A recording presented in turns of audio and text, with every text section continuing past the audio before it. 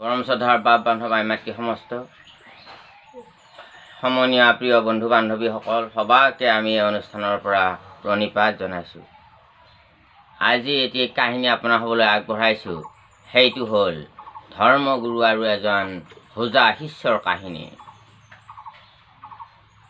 এজন ধৰ্মগুৰুৱে এদিন সৎসংগত বহি ধুনীয়াকৈ হৰি কথা আলাপ কৰি আছে।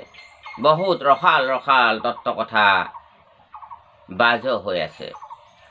প্ৰাণ ভৰি শিষ্যসকলে আনন্দেৰে শুনি আছে। আৰু এনেতে হৰিৰ কথা প্ৰসংগ শেষ হোৱাত সেই গাঁৱৰ হোজা ব্যক্তিজনে গৈ সেই ধৰ্মগুৰুজনৰ চৰণ চুই সেৱা ল'লে। ধৰ্মগুৰুজনৰ পেটটো খুব ডাঙৰ আছিলে আৰু এই হোজা ব্যক্তিজনে ডাঙৰ পেট থকা মানুহক খুব পচন্দ কৰিছিলে, এইবাবে যে তাৰ খোৱা লোৱাৰ চখ খুব বেছি আছিল। সি ভাবে যে পেট ডাঙৰ মানুহবিলাকে ভাল ভাল বস্তু খাব পায়।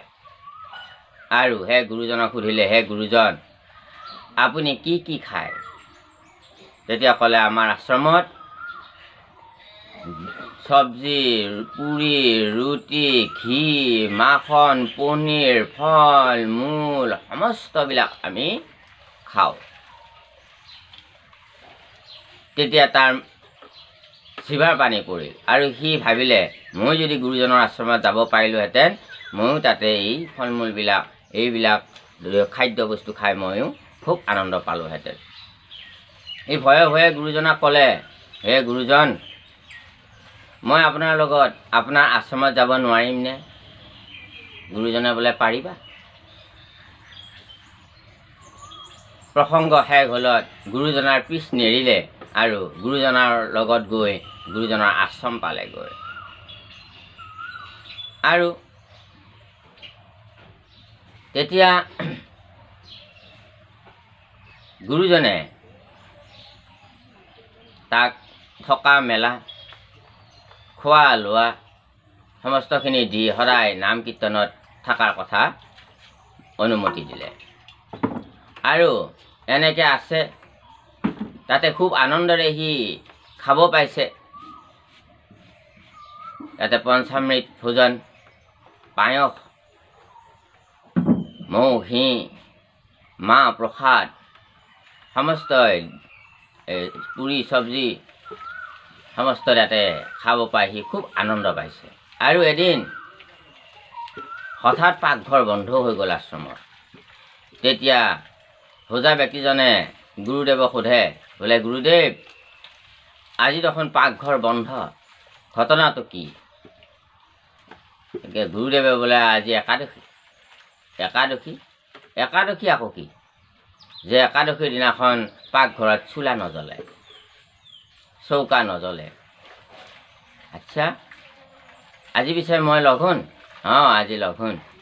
নাই গুৰুজন, মই লঘোণে থাকিব নোৱাৰিম, মই মৰি যাম। আৰু এদিন খাব নাপালে তুমি মৰি যাবা? হয় গুৰুদেৱ, মই মৰি যাম, মই খাব লাগিব।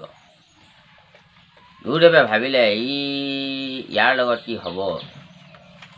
এই বুলি ভঁৰাল ৰখীয়াজনক মাতি আনি ক'লে, ইয়াক অকণমান আটা, অকণমান চব্জি, দালি এনেকৈ দি ইয়াক সেই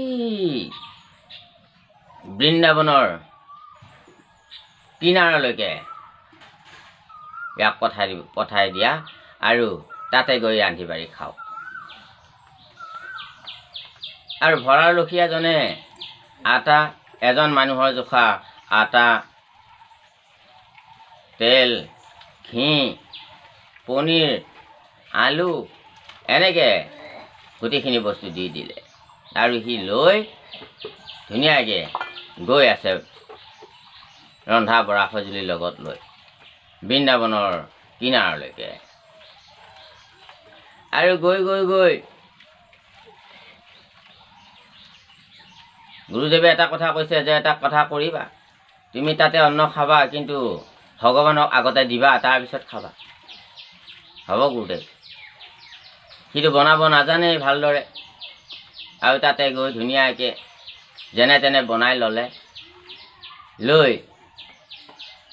ভগৱান ৰামক মাতিছে, হে প্ৰভু ৰাম, ৰাম তুমি আহি যাওক, ৰুটি চব্জি খাই যাওক। ৰাম তুমি আহি যাওক, ৰুটি চব্জি খাই যাওক।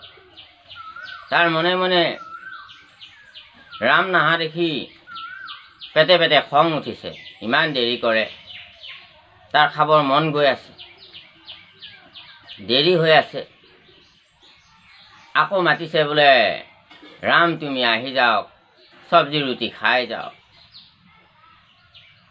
কিছু সময়ৰ পিছত ৰাম আহিল আৰু লগত সীতা দেৱীকো লৈ আহিল। তেতিয়া শিষ্যজনে ভাবে মইতো গুৰুদেৱেতো ভগৱান এজনহে বুলি কৈছিলে, এতিয়া আকৌ এইগৰাকী কোন আকৌ? তেতিয়া ভগৱানক সুধিলে, হে প্ৰভু, আৰু পেটে পেটে খং উঠিলে যে এজনৰ লগত কিয় দুজন আহিলে, এতিয়া তাৰ ৰুটি কমি যাব। আৰু সেইকাৰণে প্ৰভু ৰামক সুধিছে বোলে আপুনি গুৰুদেৱে মোক ভগৱান এজন বুলিহে কৈছিলে, আপোনালোক যে দুজন আহিলে। এতিয়া প্ৰভু ৰামে হাঁহি মাৰি কৈছে, এখেত মোৰ ধৰ্মপত্নী সীতা। মনে মনে শিষ্যজনৰ খং উঠিল, কাৰণ ৰুটি কমি যাব। শিষ্যজনে ভাবিলে মোৰ একাদশী ইয়াতেও আহি লাগিল। গতিকে উপায় নাপায় সেই ৰুটি চব্জিখিনি তিনিজনে ভগাই খালে। ৰুটি চব্জি খাই ভগৱান গুচি গ'ল, ৰাম সীতা গুচি গ'ল, আৰু শিষ্যও সেই আশ্ৰমলৈকে আকৌ আহিল। আহি গুৰুদেৱক ক'লে, বোলে গুৰুদেৱ, আপুনি যে কৈছিলে ভগৱান এজন আহিব বুলি, আজি দুজনে আহিল নহয়। মোৰ একাদশীয়ে হ'ল, তাতেও মোৰ পেটেই নভৰিল খোৱা, হয় নেকি? গুৰুদেৱে ভাবিলে এইবা কি কয়। এনেকৈ থাকিল, এনেকৈ নাম কীৰ্তন কৰি তাতে আশ্ৰমতে থাকিল।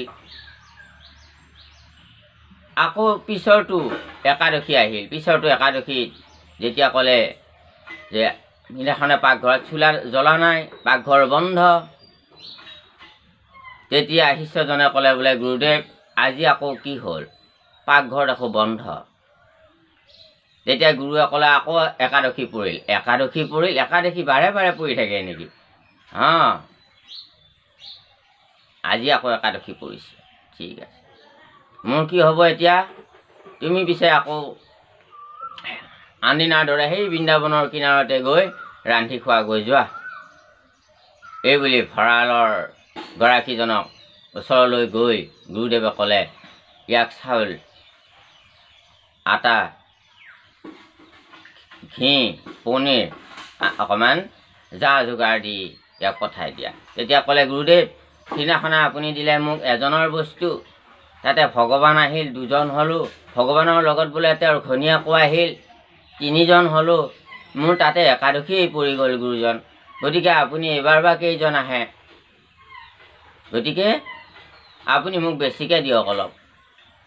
কি কয় এই বুলি ভাবি অকণমান বেছিকৈ দি দিলে। আৰু লৈ গ'ল, গৈ তাতে যেনে তেনে বনাবতো নাজানেই, নদীৰ কিনাৰত গৈ, অৰ্থাৎ যমুনা নদীৰ কিনাৰতে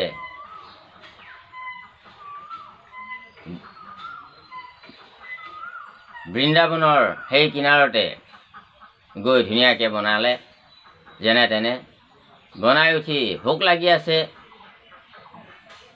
তাড়াতাড়ি কেতিয়া ভগৱান আহে, সোনকালে কেতিয়া ভগৱান আহে, তাকে মাতিছে বনাই উঠি বোলে ৰাম তুমি আহি যাওক, চব্জি ৰুটি খাই যাওক। ৰাম তুমি আহি যাওক, চব্জি ৰুটি খাই যাওক। এতিয়া ৰাম নাহে, তাৰ মনে মনে খং উঠিছে, কাৰণ ভোক লাগি আছে। ৰামক নিদিয়াকৈ খাব নোৱাৰে, আগতে ৰামক দিব, তাৰপিছত খাব। গুৰুৰ বাক্য। সেইদিনাখনে ভগৱানে ৰামে লক্ষ্মণকো লগত লৈ ৰাম, সীতা, লক্ষ্মণ তিনিজন হৈ আহিল। এইবাৰ পেটে পেটে অকণমান খং উঠিল, মই দুজনৰ বস্তু লৈ আহিছিলোঁ, এইবাৰ আকৌ এওঁলোক তিনিজনে দি মই চাৰিজন হ'লোঁ। যা, আজিও একাদশী পৰিলাহি মোৰ। কিয়নো আনিব লাগে ভগৱানে আকৌ? খোজা ব্যক্তিজনে ভগৱানৰ ৰামক সুধিলে, এওঁ আকৌ কোন? তেতিয়া ক'লে এওঁ মোৰ ভাই লক্ষ্মণ। লক্ষ্মণ আপোনাৰ ভাইও আছে? ভাইও আছে, আৰু দুজন আছে। আৰু দুজন আছে। আচ্ছা, উপায় নাই, পেটে পেটে খং উঠিছে, ভাবিলে কি একাদশী মোৰ আজিও পৰিল, ৰুটি কমিব, চব্জি কমিব।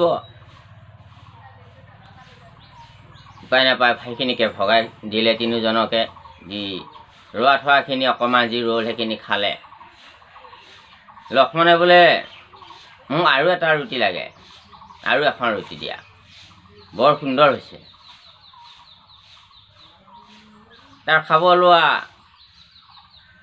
থোৱা সেই দুখৰ ৰুটি আছিলে, তাৰে এখন দিলে, আৰু ভাবিলে কি একাদশী আচলতে মোৰ আজি সিদিনাতকৈ আৰু ভালকৈ পৰিল আজি।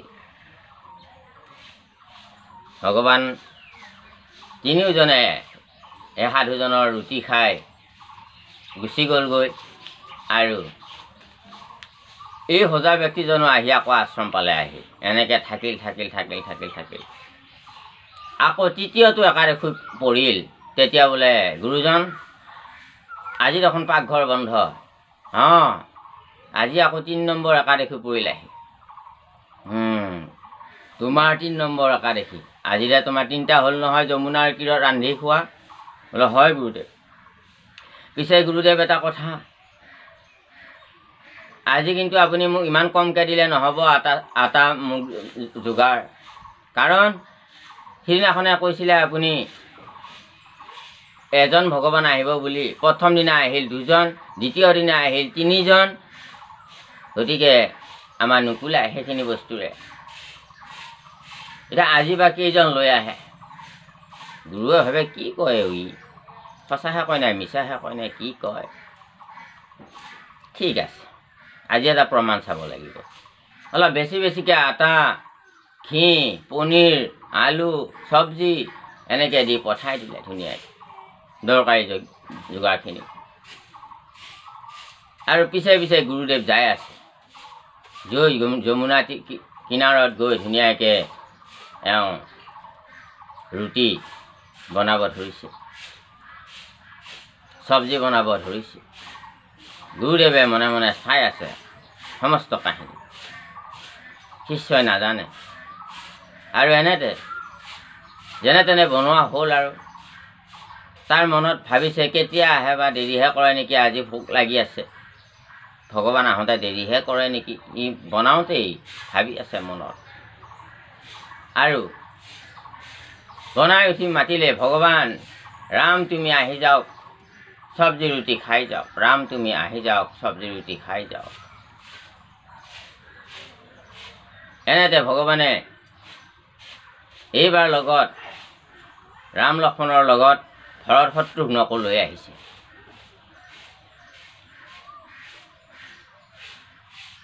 তেতিয়া শিষ্যজনে বোলে যা, আজি মোৰ ভাল একাদশী পৰিল। এইবাৰ 5জন লৈ আহিছে। এইবাৰ 5জন হৈ আহিছে। পেটে পেটে খং উঠিলে, আজি ৰুটি কমি যাব, আজি লঘন পৰিব লাগিব। তেতিয়া বোলে ৰামে বোলে কথা এটা কৰা, আজি তোমাৰ কাৰণে আমিও অকণমান কিবা যোগাৰ লৈ আহিছোঁ, আজি সকলোৱে বেছিকৈ পেট ভৰাই খাম। সীতাক আজ্ঞা দিলে তুমি চব্জি কাটা, লক্ষ্মণক আজ্ঞা দিলে তুমি আটা মাৰা, আৰু ভৰতক ক'লে তুমি লুচি বনোৱা, শত্ৰুঘ্নক ক'লে তুমি বাহিৰা যোগাৰবিলাক কৰি সহায় কৰা। আৰু এনেকৈ ধুনীয়াকৈ ৰুচি দালি বনাই ধুনীয়াকৈ তেওঁলোকে গোটেইকেইজনে বহি খালে। সিদিনাখন কিন্তু ৰুচি কমি নগ'ল। যিমানে ৰুচি তাৰ পৰা থালৰ পৰা আনি খাবলৈ, সিমানে ৰুচি থালত বাঢ়ি যায়। সকলোৱে পেট ভৰাই খালে, আৰু সজা ব্যক্তিজনেও খুব খালে। আৰু তেতিয়া খাই বৈ সজা ব্যক্তিজনৰ পৰা বিদায় লৈ গোটেইকেইজন ৰাম সহিতে ৰাম লক্ষ্মণ সীতা ভৰত শত্ৰুঘ্ন গুচি গ'ল। আৰু তেতিয়া গুৰুজনে বোলে আজি দেখোন তোমাৰ দেখোন আটা বেছিকৈ দিছিলোঁ, আজি দেখোন ৰৈয়ে গ'ল এইবিলাক, আজি কি ভগৱান অহা নাছিল নেকি? কৈছে আহিছিলে, আজি 5জন আহিছিলে। হয় নেকি? 5জন আহিছিলে। পিছে আজি দেখোন ৰৈ গ'ল, খোৱা নাই নেকি? বোলে খাইছে, পেট ভৰাই খাইছে, কিন্তু ৰৈ গ'ল আজি। হয় নেকি? ক'তা ভগৱান? সেইয়া যাবলৈ ওলাইছে তেওঁলোক, সেইকেইজন যাবলৈ ওলাইছে। মই দেখা নাই দেখোন। মইতো দেখি আছোঁ, আপুনি কিয় দেখা নাই? সেইকেইজন দেখা নাই আপুনি, এইয়া যাব ওলাইছে। নাই, মই দেখাতো নাই। গুৰুদেৱে ভাবে কি সঁচা কয় নে মিছা কয়? তেতিয়া ভগৱান ৰামে ভাবিলে সন্তজনৰ কথাটো আচলতে সহজ সৰল হৃদয়ৰ মানুহৰ যি অন্তৰ, পবিত্ৰ অন্তৰ, শুদ্ধ অন্তৰ, সেই অন্তৰখনৰ কথাটো আচলতে সত্য বুলি প্ৰমাণিত কৰি মই যাব লাগিব, এই বুলি ভাবি তেতিয়া ৰামে আহি দৰ্শন দিলে, আহি সেই গুৰুদেৱক এই শিষ্যজনৰ বাক্য ৰক্ষা কৰি। আৰু তেতিয়া গুৰুদেৱে প্ৰণাম জনাইছে আৰু তেতিয়া বুজি পালে আচলতে চতুৰালিৰে ভগৱানক পোৱা নাযায়, সহজ সৰল অন্তৰেৰে ভগৱানক পোৱা যায়। কাহিনীটোৰ পৰা আমি এইটোৱেই বুজিলোঁ। জয় শ্ৰীকৃষ্ণ। আপোনাৰভাৱে আমাৰ চেনেলটো ছাবস্ক্ৰাইব কৰি ৰাখি কৃষ্ণ কথা, এনেধৰণৰ কথা আপোনাৰভাৱৰ মোবাইললৈকে যাতে যায়, আপোনাৰভাৱক আমি সংগ হিচাপে পাওঁ, তাকে আশা ৰাখিছোঁ। চেনেলটো ছাবস্ক্ৰাইব কৰি ৰাখিব, লাইক কমেণ্ট কৰি জয় শ্ৰীকৃষ্ণ বুলি লিখিব। জয় শ্ৰীকৃষ্ণ।